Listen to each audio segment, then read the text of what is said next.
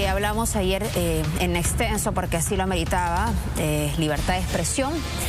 Y cada vez más voces se suman, de hecho, a respaldar a nuestro compañero Christopher Acosta tras el fallo judicial por el caso Plata como Cancha.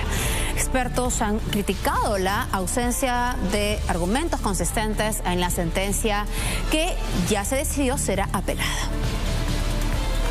Pone 2 años de pena privativa de libertad, cuya ejecución se suspende por el término de 1 año, quedando sujetos al cumplimiento de las siguientes reglas de conducta: no ausentarse de su residencia sin previo aviso y autorización del juzgado, concurrir a la oficina de control biométrico cada 60 días a fin de que estampen su impresión digital e informen sobre sus actividades. Además de estas restricciones a su libertad, el periodista Christopher Acosta fue condenado al pago de 400.000 soles de reparación civil a favor del líder político César Acuña. El juez Jesús Vega, del 30 Juzgado Penal de la Corte Superior de Lima, determinó que su libro Plata como Cancha contiene 32 frases difamatorias que atentarían contra el honor del también ex candidato presidencial por Alianza para el Progreso. Asimismo, se les impone la pena de 250 días multa que deberán pagar los sentenciados a razón del 25% del haber diario a favor del Estado dentro del 10º día de emitida la presente sentencia, de acuerdo a lo dispuesto en el artículo 44 del Código Penal. El fallo del juez Vega precisa que Acosta no habría cumplido con corroborar algunos datos que señala en su libro, ni actualizar información relevante para los fines de la investigación periodística publicada en febrero del 2020 bajo el sello de Penguin Random House. Esta situación fue rechazada por el autor de Plata como Cancha, quien adelantó que apelará a una instancia superior. Porque los periodistas vivimos de citar, y citamos con nombre y apellido, ¿no? Aquí no hay, este libro no contiene testimonios de fuentes anónimas, no contiene testimonios que se dijo, según fuente, una fuente anónima dijo, no, son personas con nombre y apellido que en este libro relatan cosas que han vivido con César Acuña. Para la defensa del jefe de la Unidad de Investigación de Latina, la decisión del juez Vega atenta contra la libertad de expresión. No solo vulneraría el ejercicio profesional, sino que limita el uso de las fuentes periodísticas en la construcción de una investigación. No va a poder ser posible ningún reportaje basado en fuentes, por ejemplo, que denuncien actos de corrupción, porque el personaje aludido podrá querellar, entonces podrá decir, no has verificado lo que la fuente ha dicho, ¿no? Entonces, esto realmente es un contrasentido con lo que el juez las premisas que el juez ha usado. El juez del 30º Juzgado Penal Liquidador también incluyó en la condena a Jerónimo Pimentel, director editor de Penguin Random House, y a la propia casa editorial como tercero civilmente responsable. De forma solidaria, deberán asumir los 400.000 soles de reparación civil, aunque esta sentencia aún deberá ser resuelta en una segunda instancia como manda la ley. Y apenas conocido el fallo judicial, hubo una explosión de reacciones de rechazo. Líderes de opinión, periodistas, también abogados condenaron este atentado contra la prensa. Una sentencia que no se ajusta a la jurisprudencia, que no se ajusta ni a lo que dice el Código Penal. Si eso se condenara, sería imposible hacer periodismo, y sin periodismo no hay libertad de expresión. Inentendible una sentencia condenatoria en relación a un trabajo de esta naturaleza. Como una arbitrariedad consideran los principales líderes de opinión y periodistas la sentencia contra Christopher Acosta, autor del libro de investigación Plata como Cancha, que devela el accionar del político peruano César Acuña. La decisión del juez marcó un mal precedente para Rosa María Palacios. Se ha apartado de toda la jurisprudencia nacional e internacional. Tiene que justificar por qué lo hace. Y no ha justificado eso en su fallo. Él decide, por sí ante sí, que citar, ojo, a un tercero, hace al periodista responsable de corroborar lo que dice ese tercero. Mónica Delta, considerada la periodista más influyente del 2021, considera que los argumentos esgrimidos en la condena limitan y condicionan el ejercicio periodístico que a lo largo de estas décadas ha servido para denunciar actos de corrupción que algunos sectores no quieren que se conozcan. Por ejemplo, no podemos citar expresiones de terceros que son críticas a un poder o que enmarcan una eventual denuncia. No sabríamos absolutamente nada de lo que ha pasado en el caso Odebrecht. Todo empezó con una investigación y con cita de terceros. Las críticas contra el fallo del juez Jesús Vega también vienen de sectores más conservadores. Alejandro Cabero de Renovación Popular y Ernesto Bustamante de Fuerza Popular se mostraron en contra de la resolución judicial, a la que Augusto Álvarez Rodríguez de IPIS cataloga de absurda. Creo que los argumentos en los cuales ha sustentado el juez Vega son la verdad que deleznables, porque lo que sostiene es que citar a alguien, a una fuente que no es anónima, una fuente con nombre propio que tú lo revelas, es un delito. Y eso creo que simplemente rompe un fundamento de lo que el periodismo hace. Además de estas expresiones, a través de las redes sociales, instituciones como Transparencia o el expresidente Francisco Sagasti hicieron llegar una muestra de solidaridad y respaldo al trabajo realizado por Christopher Acosta en su libro Plata como cancha. De hecho, las embajadas de Estados Unidos y el Reino Unido también se han pronunciado en defensa del derecho a la libertad de expresión. Tenemos estos mensajes publicados donde señalan lo siguiente: la libertad de expresión, incluida la libertad de prensa como base de toda democracia, es uno de los derechos más fundamentales del ser humano. Y también tenemos el tuit de la embajada del Reino Unido en nuestro país, donde con los mismos términos también hace un llamado de atención. La libertad de expresión, incluida la libertad de prensa como base de toda democracia, es uno de los derechos más fundamentales del ser humano. Ese es el mensaje que también señala, donde precisa que el Reino Unido aboga por el estricto respeto a este derecho en cualquier parte del mundo y trabaja día a día para fortalecerlo. Y de hecho, esta mañana Christopher Acosta señaló que César Acuña ha conseguido una derrota pública tras el reciente fallo judicial. Nuestro compañero ha criticado la pobreza en los argumentos de la sentencia. Ahora yo me pregunto, ¿qué ha conseguido el señor Acuña con esta victoria pírrica, ¿no? Condenar a un periodista a cambio de que todas estas citas que él no quería que se hagan públicas inunden las redes sociales, aparezcan en los medios de comunicación. Yo realmente siento que el señor ha estado muy mal asesorado y que con esta victoria judicial ha conseguido más bien una derrota pública. Hay que decir que además las citas no están puestas por poner, porque a mí se me ocurrió, porque quiero incomodar al señor Acuña. Las citas además están puestas en su debido contexto. O cuando, por ejemplo, cuento yo lo de los testimonios de Matilde Pinchi Pinchi y dos exsecretarios de Montesinos en el CIN, que aseguran haber visto los tres al señor Acuña en el CIN, se cuenta que pese a esos testimonios, el Congreso de la República no consigue terminar de acusar al señor Acuña por haber estado supuestamente en el CIN. Entonces, cada declaración que está puesta en el libro tiene un contexto. Y no recuerdo ninguna sentencia judicial con un nivel tan pobre de argumentación. Y yo me he cuidado mucho, Pedro, Lorena, de hacer cualquier opinión sobre el juez antes de la sentencia, pero ahora sí yo creo que me siento en total derecho de decir que su sentencia me parece un mamarracho. Yo no tengo otra palabra para usarla. Bueno, atendimos esta situación desde incluso hace varias semanas, cuando se supo de esta demanda, hace meses, y también evidentemente hablamos con Christopher porque es una situación que no solamente tiene que ver con él, con el editor de la editorial, sino que también pone evidentemente en riesgo la libertad de expresión, de investigar, de citar, de hacer periodismo y también de los ciudadanos finalmente a informarse. Vamos ahora a hablar con Andrés Calderón, analista político, pero que también conoce de leyes y puede entender con un ojo, o puede hacer una crítica un poco más ajustada también a la ley, a la jurisprudencia, a la doctrina de la decisión del magistrado Vega el día de ayer. Señor Calderón, buenas tardes. Buenas tardes, Fátima. Gracias por la invitación.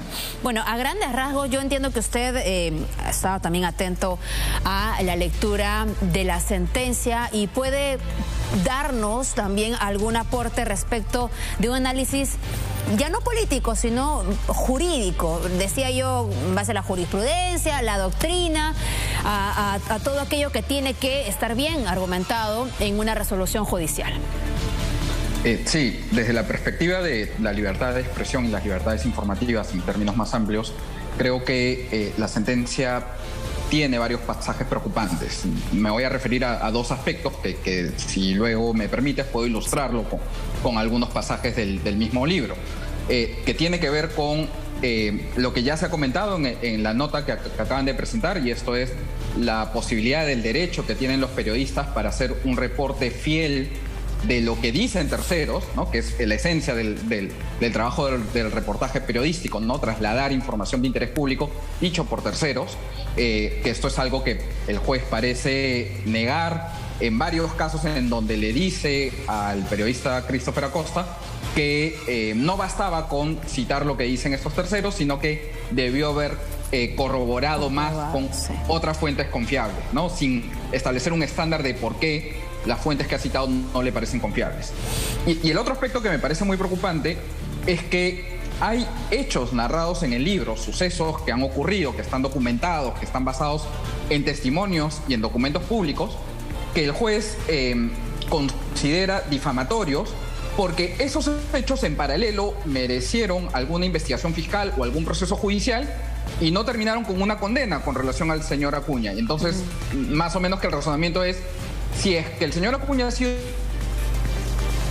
A ver, vamos a retomar la comunicación con el señor Calderón, pero precisamente es algo de lo que se ha mencionado en la audiencia. Probablemente no todos han tenido oportunidad de escucharla, está en la página en Justicia TV, en Facebook, seguramente también en YouTube, donde está toda la lectura de la resolución de la sentencia, donde se condena parcialmente también a Christopher y a Jerónimo Pimentel, editor de la casa de donde sale también pues el respaldo para, ahí está, ya Andrés Calderón, de Penguin Random House. Entonces, lo que usted nos decía, señor Calderón, es que se está pidiendo prácticamente a el escritor a que finalmente compruebe cada dicho que finalmente ha sido público también desde hace varios años, y no sé si iba para ese punto, pero que además en ningún momento con anterioridad tuvo el cuestionamiento o mereció una querella de parte del señor Acuña. Sí, por un lado, uno de los problemas es que no impide a un periodista poder citar los dichos de un tercero, pero por otro lado también impide narrar sucesos que han sido materia de alguna investigación fiscal o una sentencia judicial, si es que finalmente la sentencia es exculpatoria o el fiscal decide no proseguir con el caso y no archivar el caso. Hay muchos hechos de interés público, han mencionado en la nota que ustedes transmitieron, por ejemplo, del caso Odebrecht, que todavía no han ameritado una sentencia o una condena, pero que ya permiten informar al público sobre sucesos de interés, ¿no? O sea, saber si es que ocurrió algo, un testimonio quizás inculpatorio, que no necesariamente un periodista o tú y yo vamos a poder decir, ya califica como delito, esto es condenable o no, pero estos sucesos en sí mismos tienen un interés público y el juez parece ser que quisiera que callemos, ¿no? Que callen los periodistas y que callemos los ciudadanos al no informarnos sobre estos asuntos. Se le ha pedido de alguna forma, usando otros términos, que, digamos, el periodista tenga que esta labor de fiscal y también prácticamente de juez, ¿no? Para determinar si aquello que se dijo realmente él estuvo allí, ¿no? Y pudo verlo, cuando estamos hablando de testimonios, y eso es algo importante porque hablamos también de los antecedentes. ¿Cómo se puede sostener una sentencia condenatoria por difamación sobre dichos que han sido conocidos por los medios de comunicación, periódicos, entrevistas, que ahora mismo uno puede encontrar en Google o también en YouTube, y que han sido mencionados en el libro y que jamás César Acuña demandó, o por los que jamás él reclamó o presentó una querella e hizo un proceso judicial de esta naturaleza? Esto que tú estás narrando, Fátima, es lo que se conoce como la doctrina del reporte fiel o reporte neutral, ¿no? Cuando un periodista toma información que ya ha sido pública por otros medios de comunicación, en testimonios ante comisiones investigadoras del Congreso, en testimonios ante la Fiscalía, y que obviamente existe un interés público para informar sobre ello. Un periodista, y en general cualquier ciudadano, tú y yo, si es que trasladamos algo que encontramos en un documento público, no nos hacemos responsables por ese contenido, ¿no? Por ejemplo, quienes manejan redes sociales muchas veces comparten o retuitean lo que dice un político, lo que dice un funcionario, lo que dice algún personaje sobre algún asunto de interés público, y eso no quiere decir de que nosotros estemos avalando aquello que compartimos, simplemente estamos trasladando información. Y eso acá esto es algo muy relevante. No solamente se está negando el derecho de informar de un periodista, sino también se está negando el derecho a informarse por parte de la ciudadanía que tiene el válido interés de acceder a esa información. Con la importancia además de poder contextualizar los hechos, ¿no? Porque las frases no se pueden comprender de manera aislada, sino que estas responden también a todas las circunstancias que giran en torno a ella. Ahora, hay otro punto también que tiene que ver con la cita y la fuente, porque en algunos momentos también, y por ejemplo se mencionó con una de las tesis que no se permitió tener, a la que no pudo tener acceso Christopher, y allí mismo lo que él menciona es que en la universidad le dijeron que no podía acceder por órdenes o porque había sido un requerimiento, etcétera, del autor. Sobre ello háblanos, porque prácticamente lo que se ha dicho es que las fuentes no son suficientes para los argumentos o para las menciones que se hacen en el libro. Esto es justamente un aspecto grave sobre el estándar que tiene el juez de que es una fuente confiable, ¿no? Si, por ejemplo, yo acudo a algún lugar, ¿no? Imagínate a una dependencia policial, a una comisaría. Correcto. Y digo que el policía me insultó o tuvo un trato hostil conmigo, ¿no? ¿Quiénes son testigos de esa conversación? Seguramente el policía y yo, nadie más, ¿no? Salvo que alguno de los dos haya grabado la conversación. Si yo luego este testimonio te lo traslado a ti, Fátima, y digo, ok, voy a denunciar que en la comisaría X me insultaron o me trataron de forma hostil, tú puedes reportar ese hecho, si es que tiene un interés público, y vas a decir, ok, Andrés Calderón me informó tal cosa, ¿no? ¿Por qué se podría decir que al trasladar tú la información de una de las personas, uno de los testigos de una conversación, esa información no es confiable o no es de una fuente confiable? ¿Bajo qué estándar el juez creería que algo recién sería una fuente confiable? Justamente la definición. El caso, sí. Claro, el caso del que tú estás narrando es un suceso en el que el periodista Christopher Acosta acude a una biblioteca en la Universidad de los Andes en Colombia, intenta acceder a una tesis y le dicen la tesis del señor César Acuña no está disponible porque el mismo señor Acuña ha pedido que no sea accesible, ¿no? Correcto. Si te lo dice una universidad donde finalmente está, uno podría comprender que es un hecho cierto, porque no te lo está diciendo un hijo de vecino, además. Sin duda, ¿no? Y además, ¿cuál es la razón para dudar de ese testimonio? ¿Bajo qué otro argumento, qué otro indicio tiene para decir ese testimonio es falso, ¿no? Sobre todo cuando uno es testigo de esa propia conversación. De este tipo de razonamientos poco sustentados, en algunos casos incoherentes, porque hay algunas citas de tercero que para el juez sí le parecen ok y en otros casos simplemente dice no son confiables, está llena un razonamiento judicial que realmente ponen alerta a toda la ciudadanía de los peligros en los que se encuentra, no solamente periodistas, cualquier ciudadano que quiere ejercer válidamente su derecho a expresarse públicamente o a citar información de terceros, testimonios a los que ha tenido acceso o información pública que podría compartir en principio libremente, ¿no? En el afán de la predictibilidad de la justicia, se entiende que los argumentos tendrían que estar bien establecidos para que razonablemente cuando otra persona pueda presentar una demanda de la misma naturaleza, tú puedas más o menos prever cómo va a resolver un magistrado. Se maneja así, señor Calderón, ¿correcto? Entonces, yo le quería preguntar, ¿cuál es el sustento que se está dando para, por ejemplo, decir que una fuente es o no fiable, que se debió o no utilizar, o que es o no creíble? Y esto además que al ciudadano común, ¿qué le estás diciendo? Puedes creer en tal o cual, incluso entidad, pero de repente en esta otra no, pero ¿bajo qué principios o bajo qué estándares? Ya, el problema justamente es la carencia de esos estándares por parte del juez en la lectura de sentencia que ha realizado. Cuando concluye que debió haberse corroborado en fuentes confiables, prácticamente ahí termina el argumento. No dice por qué la fuente que se ha utilizado no le parece confiable o cuál hubiera sido un estándar aceptado. Normalmente, digamos, el estándar de protección a la libertad de expresión es la diligencia ordinaria en el deber de la búsqueda de la verdad.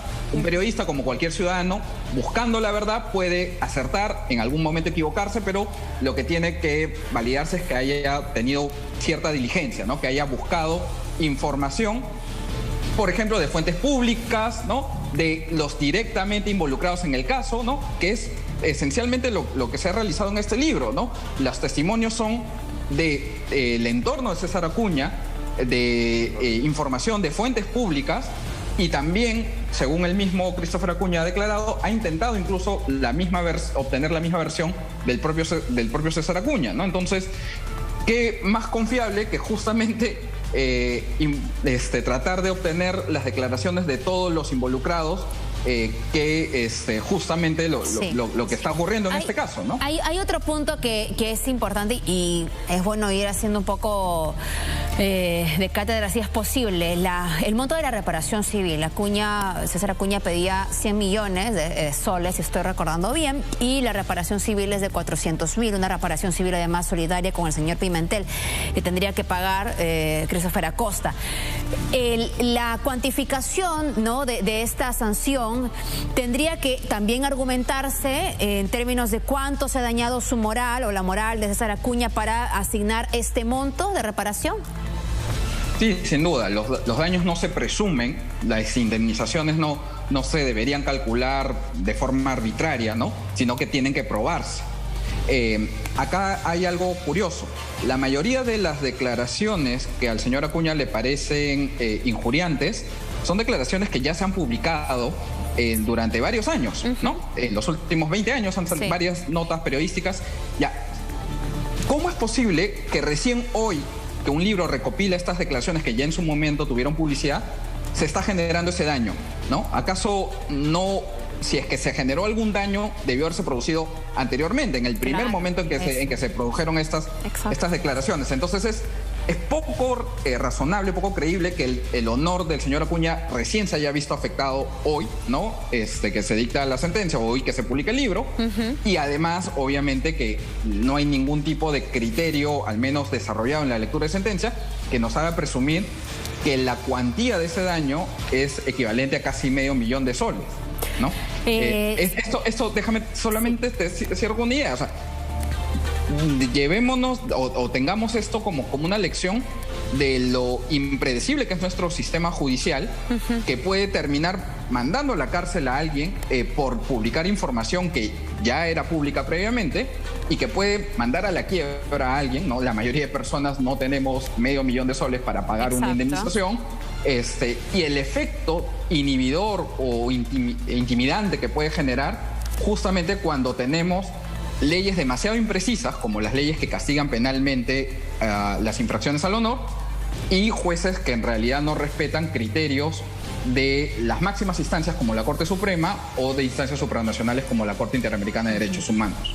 Bueno, el atentado que se estaría cometiendo contra la prensa perjudica también directamente a la ciudadanía en cuanto a las investigaciones que se realizan a políticos o aspirantes a funcionarios públicos o a la presidencia, como es el caso de César Acuña. Solamente para concluir, señor Calderón, si bien el libro habla, es una biografía no autorizada de César Acuña, ¿qué nos permite esos últimos meses, la sentencia de ayer y la posibilidad que incluso ellos apelen para que más frases sean incluidas como, digamos, causales de difamación, para conocer el carácter de César Acuña? ¿Qué es lo que nos dice todo lo que él finalmente ha promovido y ha tenido como resultado la sentencia de ayer?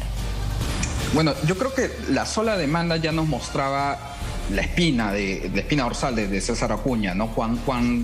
Cuánto respeto le tiene él a la libertad de expresión y a la libertad de prensa, cuán tolerante es a las críticas y cuán oculto quiere mantener la información, digamos, de interés público, ¿no? Y esto creo que, además, digamos, con lo que ha sucedido ayer con la sentencia, nos puede mostrar, por un lado, también de qué están hechos los demás actores políticos que o guardan silencio y que aceptan tranquilamente, o quizás algunos de ellos hasta respaldan que periodistas sean perseguidos judicialmente, ¿no?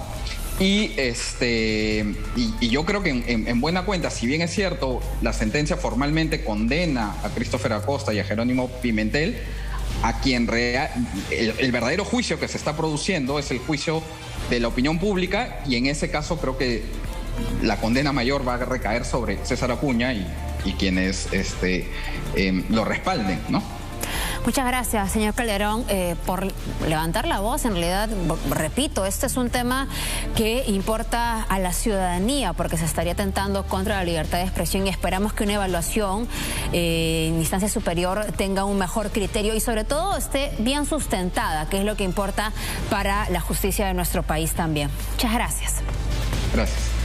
Bueno, nosotros desde Latina Noticias queremos manifestar nuevamente nuestro respaldo a Christopher Acosta. Estamos contigo, Christopher.